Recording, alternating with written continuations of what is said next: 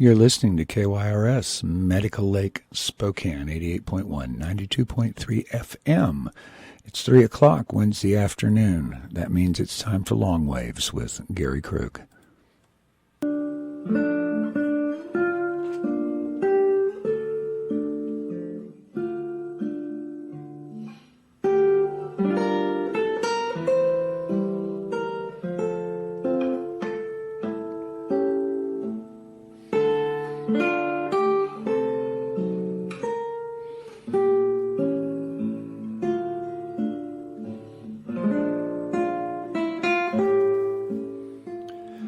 As always, I'll tell you at the top of the show, the opinions expressed on Long Waves are solely my own and do not necessarily reflect the views of KYRS, its staff, management, or its underwriters.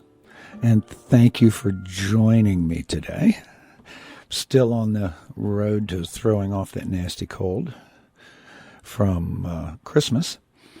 But I'm well on the way. You can hear my voice sounds a little bit better, if it ever sounds good. But it's getting better. So I wanted to talk today about extending some of the ideas I've mentioned before, about the necessity of being able to imagine, and particularly being able to imagine a future. And as I speak about imagining a future, I want to be able to address several, but two main forms, two main domains, if you will, of the imaginal. And one is the private imagination, the imagination of oneself, one's family, one's close circles.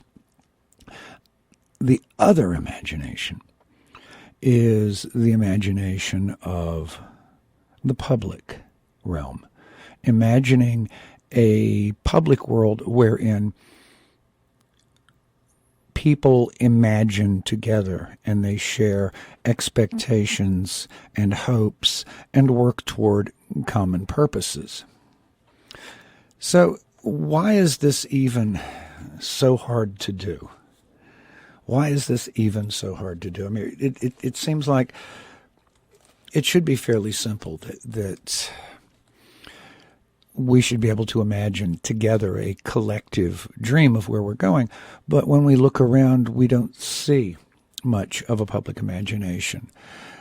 We see people retreating into more and more localized imaginations. We see people acting violently or inappropriately, which ultimately suggests they have no ability to imagine a future, because destruction and death always annihilate everything, including the people who bring it. So I was diving into this problem, what happened to the ability to imagine things socially. And quite by serendipity, I stumbled over a book by one of my favorite scholars, and one of the great American thinkers, I think, of all time, John Dewey. John Dewey addressed this problem, believe it or not, in 1930. 1930, this is over 80 years ago. Dewey plunges into this problem. And he's trying to sort out why American society has so lost its bearings, to use his phrase. And he brings it down to believe it or not, again, this is how prescient the man was 80 years ago. He brought it down to the extent to which the corporate had devoured or destroyed all other collective ideas and thoughts and realms. He wrote, and I quote, "The explanation is found in the fact that while actions promote corporate and collective results, these results are outside their intent and irrelevant to that reward of satisfaction which comes from a sense of social fulfillment. To themselves and to others, their business is private, and its outcome is private profit. No complete satisfaction is possible where such a split exists. Hence, the absence of a sense of social value is made up for by the exacerbated acceleration of the activities that increase private advantage and power. One cannot look into the inner consciousness of his fellows. But if there is any general degree of inner contentment on the part of those who form our pecuniary oligarchy, the evidence is sadly lacking. As for the many, they are compelled hither and yon by forces beyond their control. So, the corporate by nature, by law, by design, is private. Its product, its outcome is to produce profit for private people, shareholders, and the like. And there can be no social sensibility in such a situation. And this leads, as Dewey remarks, to what he calls the most marked trait of present life: insecurity. Insecurity, especially economic insecurity. It goes well beyond simple unemployment and extends to, as he writes, fear of loss of work, dread of the oncoming of old age. These create anxiety and eat into self-respect in a way that impairs personal dignity. Where fears abound, courageous and robust individuality is undermined. Courageous and robust individuality is undermined. Dewey goes on to explain that this is kind of a pathology. This is very much a pathology of culture and of the individual. He remarks that the unrest, impatience, irritation, and hurry that are so marked in American life are an inevitable accompaniments of a situation in which individuals do not find support and contentment in the fact that they are sustaining and sustained members of a social whole. Now think about that. The contentment and support that people feel when they know they are members, they are sustaining and sustained members of the social whole.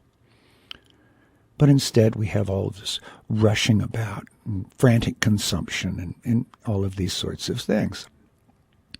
Dewey says they are evidence psychologically of abnormality, and it is idle to seek for the explanation within the deliberate intent of individuals, as it is futile to think they can be got rid of by hortatory moral appeal. He calls this an acute maladjustment between individuals and social conditions under which they live. So with the rise of the model of the corporate social, or the corporate private, where everything becomes privatized, is this beginning to sound familiar to you? When everything becomes privatized, when lands become privatized, when national parks become privatized, when everything enters into the realm of private domain, there is no longer a social domain of which to speak that would support and sustain people, and that people would grow in satisfaction and courage and confidence and imagination if they were participating in such a public imaginal world, such a public imaginal world. So Dewey continues, I love Dewey. Dewey continues, our prevailing mentality, our ideology, is said to be that of the business mind, which has become so deplorably pervasive. Are not the prevailing standards of value those derived from pecuniary success and economic prosperity? Yes, these are our cultural values. These are our cultural values. We occasionally, throw out a Mother Teresa or somebody so that we can feel pious and believe that we still support these things. But as a civilization, as a culture, not so much. Not so much. And so we live a kind of split existence. We live an existence where half of us, or where most of us actually, lives in a corporate world, increasingly privatized, increasingly a world where the only value is success and wealth. And let us recall what the great American philosopher William James once remarked, and psychologist William James remarked, that our cultural disease, our national disease, is our exclusive worship, his words, our exclusive worship of the bitch goddess success. This is our cultural disease. So, in such a world, how does an ordinary person try to imagine a collective, try to imagine a world where we sustain and are sustained, where our lives have a meaning and a value that is not pecuniary, that is not involved with money? How do we do that? Instead, we live these lives of insecurity, these pathological, stunted, broken lives, wondering what will happen to us when we are no longer strong, when we are no longer economically viable, and hoping above hope that we never find ourselves in one of those zones marked for exclusion, where people have simply become irrelevant, but which grow daily all around us. Billions for prisons, nothing for education. Privatized prisons, we should mark. So let's tease out this idea of the imaginary just a little bit further. And to work on this, I'd like to use some of the ideas from the recently deceased Sheldon Woolen and his book, Democracy Incorporated, subtitled Managed Democracy and the Specter of Inverted Totalitarianism. Okay.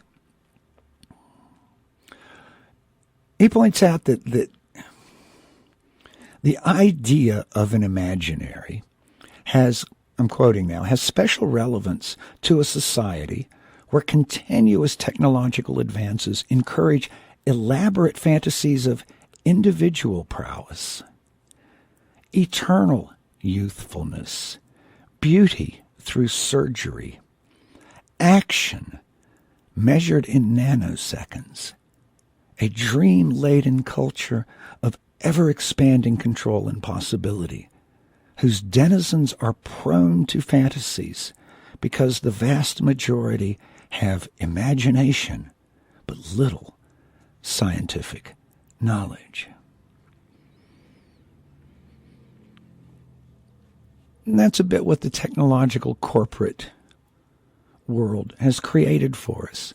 Our position is, of course, consumers, and occasionally producers if there's anything actually left to produce. Elaborate fantasies of individual prowess.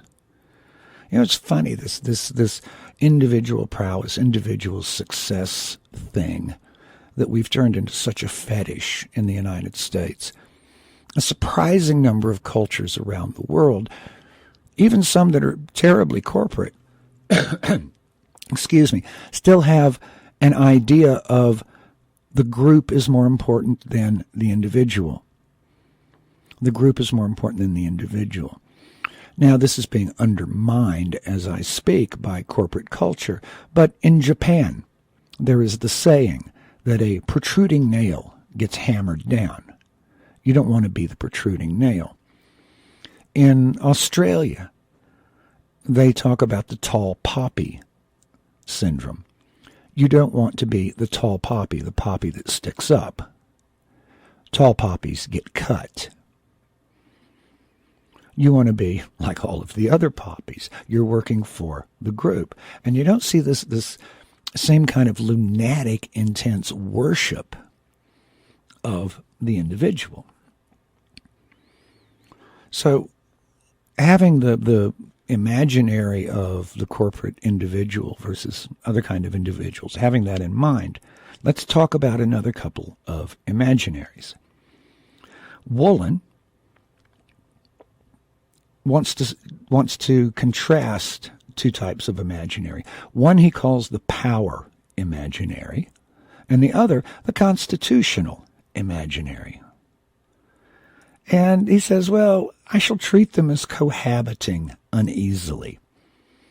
So here's the difference. He writes, the constitutional imaginary prescribes the means by which power is legitimated, accountable, and constrained.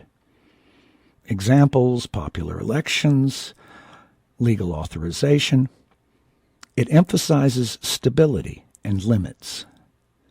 A constitution partakes of the imaginary because it is wholly dependent upon what public officials, politicians in power, and lastly, citizens conceive it to be, such that there's a reasonable continuity between the original formulations and the present interpretations. Well, gee, if only that were true. But to, some extent, in terms of the functioning of government, this continues. Now, contrasting to the constitutional imaginary, he has the power imaginary, which, quote, seeks constantly to expand present capabilities. And he references Hobbes, who he calls the theorist par excellence of the power imaginary, and a favorite among neocons. And Hobbes envisioned, quote, a dynamic rooted in human nature and driven by a restless quest for power after power that ceaseth only in death. Continuing the quote, but according to Hobbes, unlike the individual whose power drives cease with death, a society can avoid collective mortality by rationalizing the quest for power and giving it a political form. Hobbes proposed to combine a constitutional with a power imaginary. It took the form of a permanent contract, a constitutional imaginary, which provided the basis for the power imaginary. The individual members of society, driven by fear and insecurity, agree to be ruled by an absolute sovereign or chief executive in exchange for assurances of protection and domestic peace, which, of course, is what Hobbes referred to as the Great Leviathan in his extremely influential work. Well, let's play with this idea a minute. So we can have this power after power, restless quest, which can exist in a permanent social contract, which we individuals will put up with because our slice is that we get assurances of peace and protection. Well, golly gosh. There are all kinds of problems with this, one of which is the power imaginary, the imaginary world of power will simply crush the constitutional whenever it wishes, right? But we've seen this often enough in our lives. It is the state of the nation currently that your right to a trial, your right to face your accusers, your right to processes of law are at the whim of an executive pen. Given the National Defense Authorization Act, the Patriot Act, and just the reality of how power works. So we're out here hunting terrorists wherever they may hide, and that can include you if the executive decides that you are. No charge, no trial. So what we see here is this power imaginary rolling right over the constitutional imaginary. But back to what Hobbes was saying.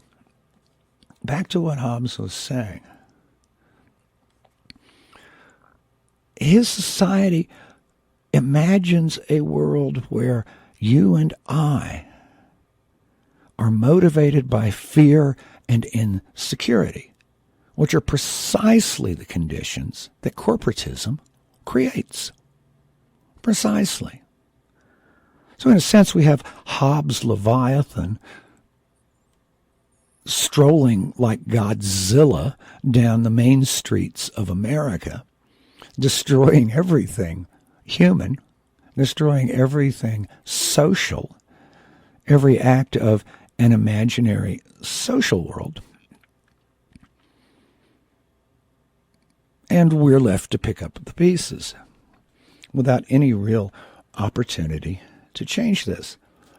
Well, as Dewey pointed out, this leaves people lost. This leaves people with no meaningful place to act, no meaningful existence they can have in the world that sustains and is sustained by others. And this leads to a paralysis of public will. Everyone feels impotent. And it ain't an impotence that Viagra's going to help. It's political impotence. It's social impotence. And even the worst who are filled with passionate conviction keep butting their head against this reality that ultimately there is a paralysis that prevents people from acting. I mean, think about it. If human beings were truly rational,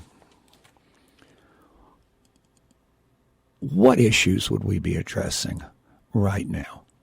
If we really had if we really had political power to address, what would we be addressing right now? Well, we could be addressing the inequities of wealth. We could be addressing the inequities of taxation.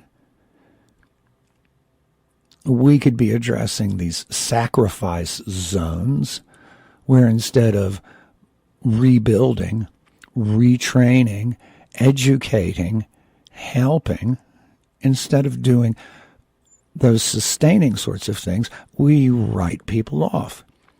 To the extent that if we're the governor of Michigan, we can poison their drinking water with lead with full knowledge of what we're doing. And face no criminal penalty. No penalty at all. Well, let's look at some of the other issues we might reasonably addressing. I don't think anyone can meaningfully argue that the greatest threats are the ones that have the most horrendous outcomes.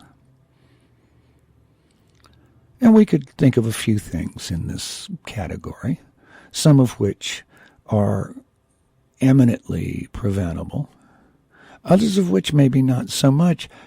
but yet they are still not addressed. And I'm referring, of course, to climate change. I'm referring to climate change and the possibility of extremely rapid, extremely bad climate change. Guy McPherson, who's something of an outlier among people who write about climate science, and he's not a climatologist himself, but he stays on top of the literature. He writes that one of the reasons it's not being talked about, one of the reasons that the international community is failing, that it's not on track, is that, well, let me just read. Fully captured by corporations and the corporate states, the media continue to dance around the issue of climate change. Occasionally a forthright piece is published, but it generally points in the wrong direction. And he gives the example of a piece in the Telegraph in 2013 that suggested climate scientists and activists should be killed. He goes on, mainstream scientists minimize the message at every turn with expected results. And increasingly or decreasingly, things happen. You know, we had the big COP meeting in Paris, and going to do all something about climate change, and really, really, really, very little came from it. Very little came from it. Nothing that's going to affect anything meaningful, despite the truth that a number of the countries there are petrified because they're the ones who are most immediately at risk. And this would be countries in Africa, especially in the Sahel, countries with a lot of Pacific, or countries in the Pacific, countries with a lot of coastline. You would think this would be freaking out America, speaking of having lots of coastline. But we keep pretending it's not happening. As a government, or part of the government, and as a social, we keep pretending this is not happening. That we're not seeing dramatic changes to climate patterns now, that we're not seeing spikes of methane, particularly in the Arctic regions, that are unprecedented in tens of millions of years. And of course, methane is the lethal gun, the calthrate gun, as the climate scientists put it, that could dramatically accelerate climate change. Increasingly, we're seeing scientists who are saying, well, we're going to blow right past 2 degrees climate change, whatever we do, 2 degrees Celsius, which is about 3.6 degrees. Doesn't sound like a lot, but it's enough to change everything. And it's already changing ocean currents. We had the polar vortex a year or so ago, where warm air moving into the Arctic pushed the cold air down and gave us that hideous winter in the Plain States and in the East Coast. And this year, or just at the end of last year, we had the dramatic storms in the mid-region of the United States, as well as in Iceland, as well as in Scotland and England, and a 50-degree change in the temperature at the North Pole. 50-degree change down. Right? It got warm. 50 degrees warmer. People were scrambling for their records. Nobody had seen the North Pole this cold, particularly at that time of year, the end of December. So, anyway, McPherson cites a number of scientists, newspapers, and whatnot. One, he quotes the Brisbane Times from August 18th, 2014. Quote, "Let us be clear, if these methane escapes continue to grow, the risk is that they could drive the planet into accelerated or runaway global warming. The last time this happened, 50 million years ago, global temperatures rose by an estimated 9 or 10 degrees Celsius. So that's up to like 18 degrees Fahrenheit, which would essentially mean the end of the human food supply, the melting of the Arctic and Greenland glaciers, a sea level rise of 70 to 80 meters, so 220 to 250 feet. Let that sink in for a minute. Sea level being 220 to 250 feet higher. Okay, you got the picture. And yet, we as a constitutional imaginary, we as a power imaginary, seem incapable or unwilling to address this extremely important issue. It just seems to escape us completely. We have no tools with which to speak about it. People mutter some nice words about it, but then you've always got some asshat like Senator Inhofe. You know what this is, Mr. Speaker? It's a snowball. Meanwhile, where's the public imaginary? Where in all of this is the public imaginary? Part of it is terrified that it might be real, but it's a very small part because we're very good at displacing our anxieties in this country through a variety of mechanisms. But part of it is just not even tracking the issue. Okay, they know the word, they heard it somewhere, they know the phrase global climate change, but it all sounds kind of iffy and vague to them, iffy and vague, and wow, what do we do about that? I don't know, Bob, what do you want to do about it? Nothing. All right, we do nothing.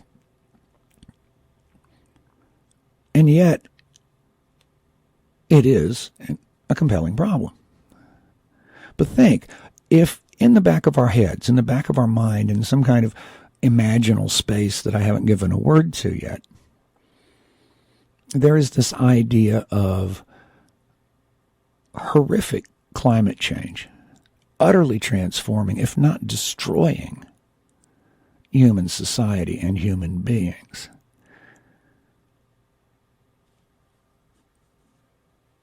Where do they go to have an imaginary? If that is unimaginable, you just can't go there. Where do they go? It's like when I was growing up and we had all those nuclear bomb drills. And I was even sent home from school during the Cuban Missile Crisis. The whole school was dismissed because everybody was just reasonably sure we're all going to be incinerated fairly shortly. Nobody was quite sure it was going to wipe out the whole planet. We didn't know about nuclear war, nuclear winter, and some of the other things that we've subsequently figured out about large-scale nuclear war.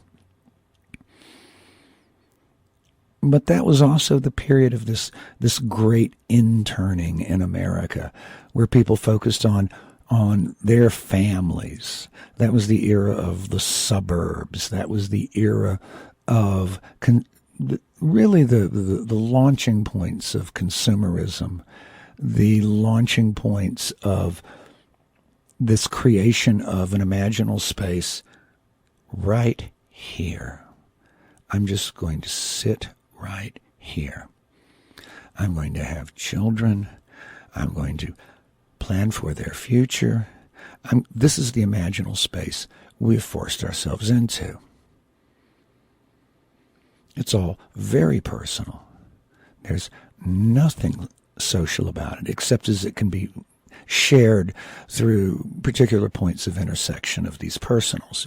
Well, my kid plays soccer, these kinds of things. But these are not the sorts of things that generally lead to social change, social awareness, large-scale actions. It just doesn't happen.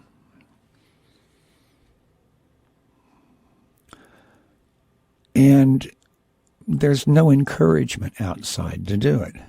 Nobody's sitting there going, right, here's how you start imagining the social. Here's how you do it. Instead, we have entertainment, we have pornography, we have militarism, we have our cars and our trucks and our guns. And we have a lot of fear and a lot of dread that we can't even give voice to. Can't even do it. This is the pathology of the culture. This is the pathology. What are we afraid of? Well, insecurity, getting old, losing our jobs, maybe saying the wrong thing, maybe ending up in a totalitarian police state, which even if people don't talk about it, is still a line in the spectrum of American lives. I've had people tell me they won't go to this event or that event because they're concerned about getting on a list. I've had people tell me, I won't go to that website because I don't want to get on a list.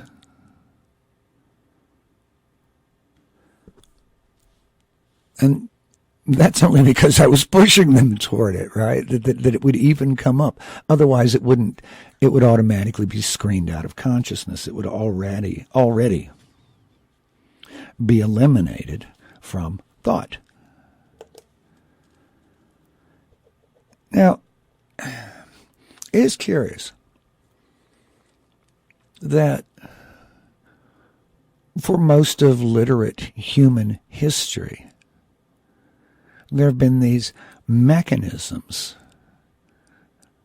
these ideas and actions, these behaviors of people that very much precisely created a social imaginary.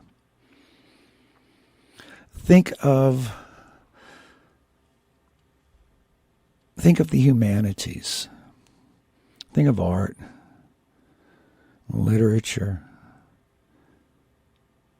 theater, music, history, the humanities. Places that gave us a language and a context and some very long waves of discussion that we could engage in and bring to our particular private moment. And I recall Ortega y Gasset talking about the role of the university, or writing about the role of the university, and saying it's not to train doctors or lawyers. And in truth, those could probably be taught better as guilds, as they once were. Well, the sole point of the university is to bring people to the point that they are aware and conversant with the important issues of their moment, that they are aware of their particular historical positioning in the world, in society, in their culture, in music, in philosophy. Because this then involves one in an imaginal of discussion and ideas, of looking at the origins of thoughts, looking at their evolution, looking at their extension into the future, and positioning yourself among them. Here's my place. Here's what I am doing, which gives a life meaning.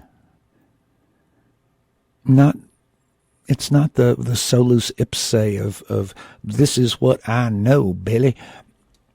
It is the participation in this grand, shared, sustaining, and sustained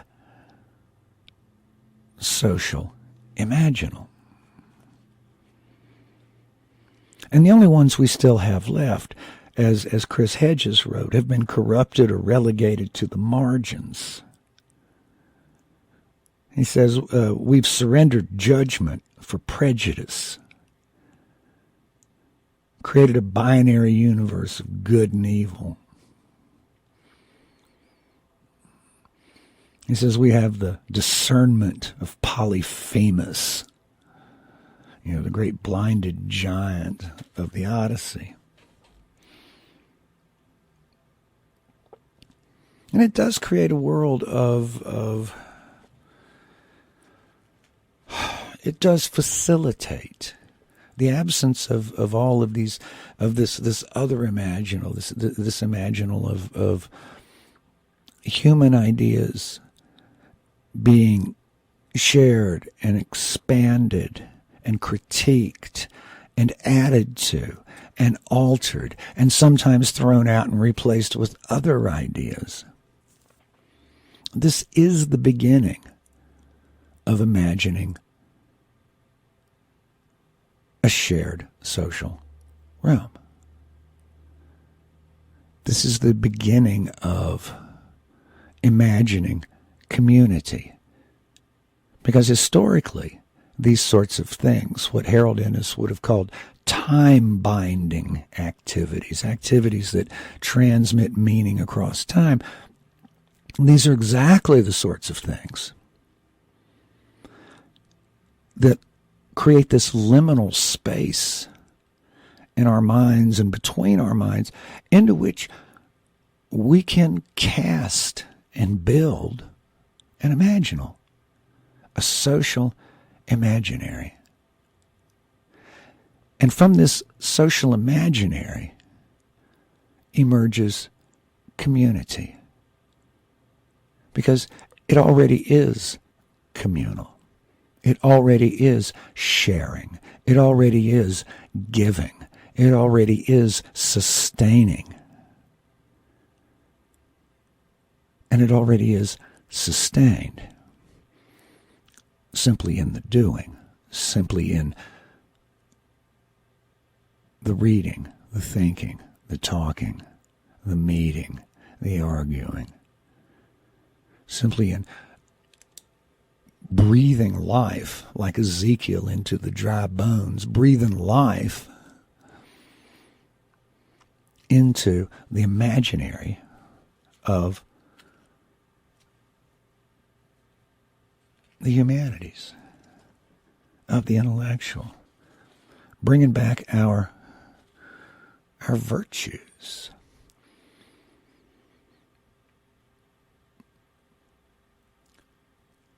Where is the virtue in this culture?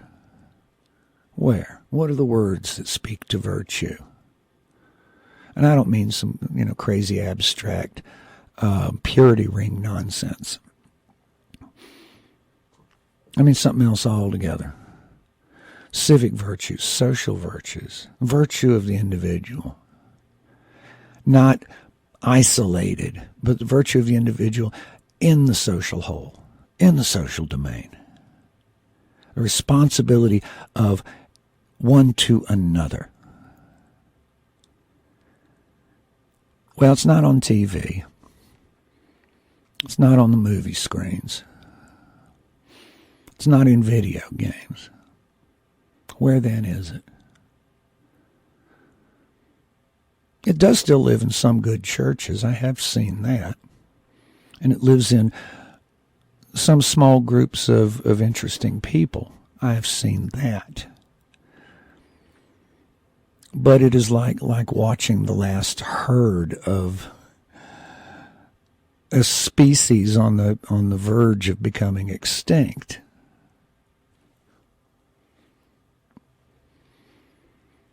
And one feels a sense of profound trepidation in the observation.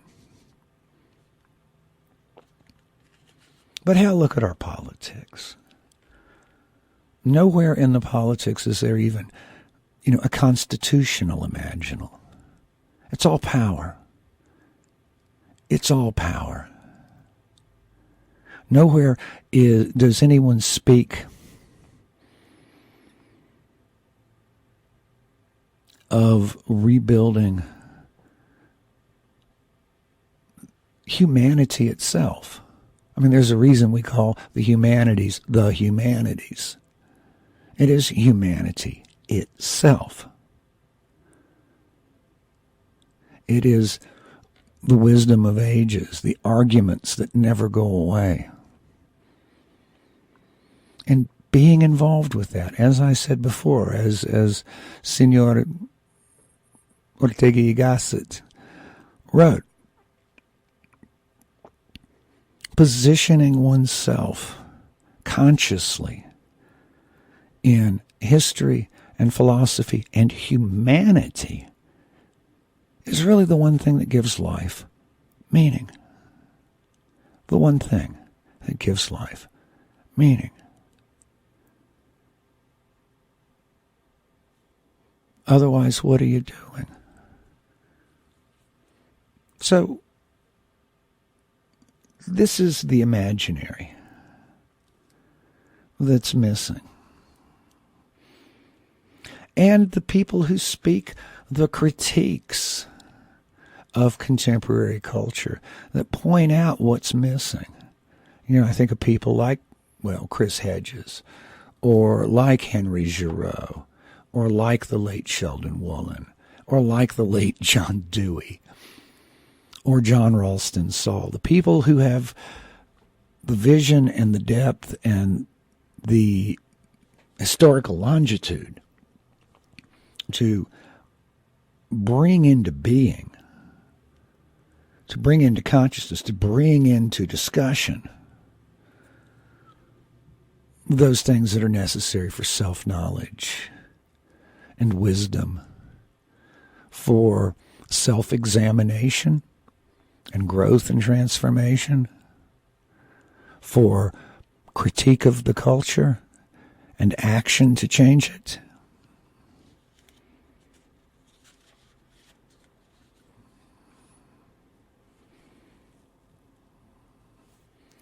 In a recent essay, I've been mentioning Hedges, he had a recent essay published on Truth Dig, where he publishes his recent essays, called The Great Forgetting.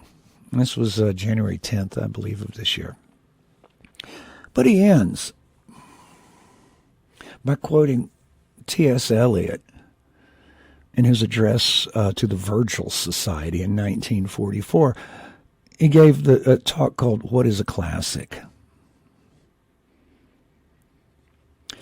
And he writes, in our age, this is Eliot now, in our age, when men seem more than ever prone to confuse wisdom with knowledge and knowledge with information, and to try and solve problems of life in terms of engineering, there is coming into existence a new kind of provincialism, not of space, but of time, one for which history is merely the chronicle of human devices which have served their turn and been scrapped, one for which the world is the property solely of the living, a property in which the dead hold no shares. The menace of this kind of provincialism is that we can all the peoples of the globe, be provincials together. And those who are not content to be provincials can only become hermits. Well, Eliot always was a pessimistic rascal.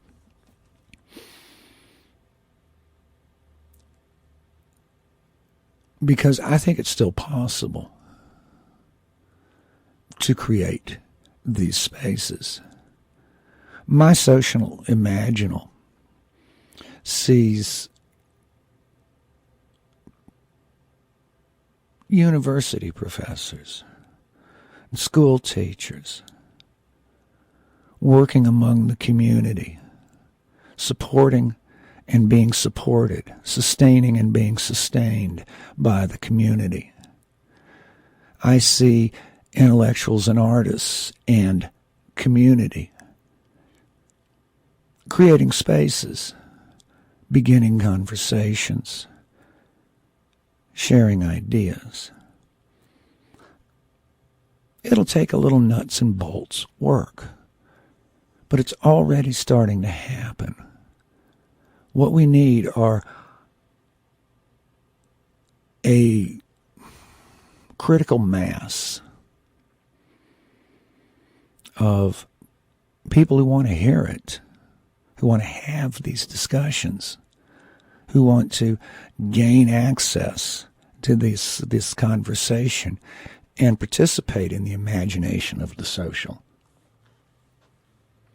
And a critical mass of people who want to talk, who have some skillage in the area. It's kind of what I'm doing on this show. Sort of, I think. I'm never quite sure.